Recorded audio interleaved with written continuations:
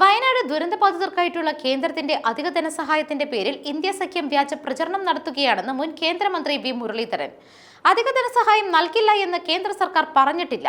വയനാട് ദുരന്തത്തെ രാഷ്ട്രീയ നേട്ടത്തിന് ഉപയോഗിക്കുകയാണെന്നും മുൻ കേന്ദ്രമന്ത്രി കുറ്റപ്പെടുത്തി. പാലക്കാട് ഉപതിരഞ്ഞെടുപ്പിലെ BJP മുന്നേറ്റത്തിന് തടയിടാം എന്ന പ്രതീക്ഷയിലുള്ള ഹർത്താൽ നാടകമാണ് വയനാട്ടിൽ ഇപ്പോൾ നടക്കുന്നത് എന്നും അദ്ദേഹം ആരോപിച്ചു. 2024 ഇത്രയും വർഷമല്ല, ഞാൻ വായിച്ചില്ലേ 24 വരെയുള്ള ഉത്തരത്തിൽ ഞാൻ പറഞ്ഞുതരാം മുഴുവൻ വായിച്ചാലേ ഞാൻ ഇതിൻ്റെ കോപ്പിയും തരാം. എല്ലാവർക്കും തരാം. എല്ലാ കോപ്പികളും നിങ്ങൾക്ക് തരാം. നിങ്ങൾക്ക് അങ്ങനെയെങ്കിലും വായിച്ച് മനസ്സിലാക്കാൻ പറ്റുമെങ്കിൽ നല്ലതാണ്. കാരണം ഇതിൽ ഞാൻ അതും കൂടി പറയാം.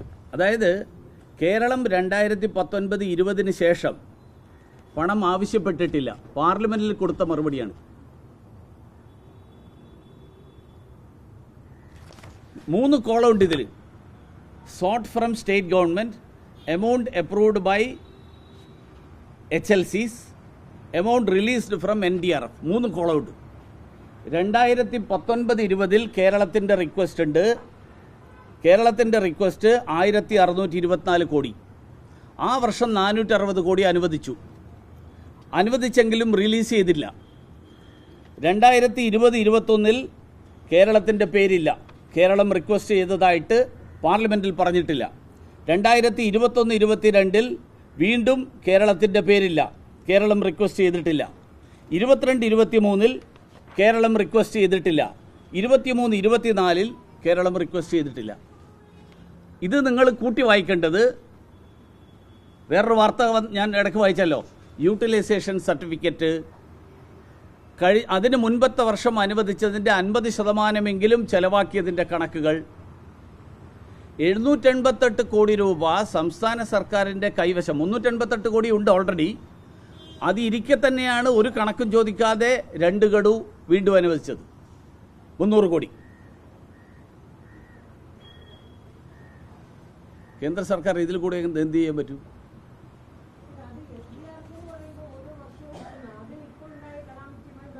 അത് അഡ്വാൻസ് ആയിട്ട് കൊടുത്തു. അതിനാണല്ലോ PDNA.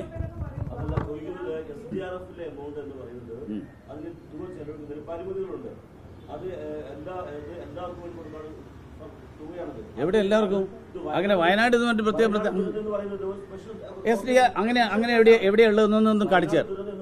അതായത് SDRFലെ പണം കേരളത്തിലെ ഓരോ താലൂക്കിനും വേണ്ടിയിട്ട് പ്രത്യേകം മാറ്റിവെച്ചതാണ്. അത് വയനാട്ടിൽ കൊടുക്കാൻ പറ്റൂല എന്നാണ്. ശരിയെന്ന്, നിങ്ങളുടെ കയ്യിൽ പണം ഇരിക്കുകയല്ലേ, അതവിടെ ചെലവാക്കിക്കൂടെ? എന്താ പരിമിതി?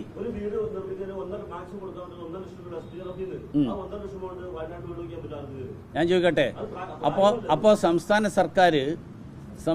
സർക്കാർ ഈ എന്ത് കണക്കാ കൊടുത്തിരിക്കുന്നത് കേന്ദ്രത്തിന്? ഒന്ന് പറയും. അല്ലല്ല, അതന്നെയാണ് ചോദ്യം. അത് കാണുന്നല്ലോ. സംസ്ഥാന സർക്കാർ ആവശ്യപ്പെടുന്നതിനനുസരിച്ച്.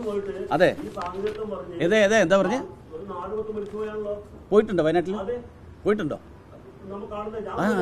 അല്ലല്ല, സ്ഥലത്ത് പോയിട്ടുണ്ടോ? ഒരു പഞ്ചായത്തിലെ 3 വാർഡ്. അല്ല, അങ്ങനെയല്ല. നാട് മുഴുവൻ ഒലിച്ചു പോയി എന്നൊന്നും പറയരുത്. ഒരു പഞ്ചായത്തിലെ, ശരിയാണ്, നാട് മുഴുവൻ എന്നുള്ള വാക്കിനോട് തന്നെ എൻ്റെ ഇത്. ആയിക്കോട്ടെ. അല്ലല്ല, നിസ്സാരമല്ലല്ലോ. അതുകൊണ്ടല്ലേ സാങ്കേതികത്വം അല്ല എൻ്റെ സുഹൃത്തെ. നിയമം, നാട്ടിലെ നിയമം. അതായത് പണം ചെലവാക്കണമെങ്കിൽ സർക്കാർ ഖജനാവിൽ നിന്ന് ഒരു മിനിറ്റ് ഞാൻ വായിച്ചേക്കാം. ഞാൻ ഇതുകൂടി വായിച്ചേക്കാം. നിങ്ങൾ ഇതെല്ലാം വായിക്കണമല്ലോ, നിങ്ങളെല്ലാം മനസ്സിലാക്കണം. ഹൈക്കോടതിയിൽ ഞാൻ പറയട്ടെ, ഞാൻ ഈ വായിക്കുന്നുണ്ടല്ലോ, ഈ കേരളത്തിലെ മന്ത്രിമാർ നടത്തുന്ന പോലെ പ്രസ്താവനയല്ല. ഞാൻ വായിക്കുന്നത് രേഖകളാണ്. ഏത് രേഖ? പാർലമെൻറ്റിലെ രേഖ. പാർലമെൻറ്റിൽ കള്ളം പറയാൻ പറ്റില്ല. കള്ളം പറഞ്ഞു കഴിഞ്ഞാൽ പ്രിവിലേജാണ്.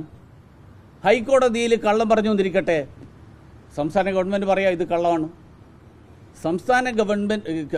ഹൈക്കോടതിയിൽ ഒക്ടോബർ മാസം 17 കൊടുത്ത ന്യൂസ് ഡെസ്ക്.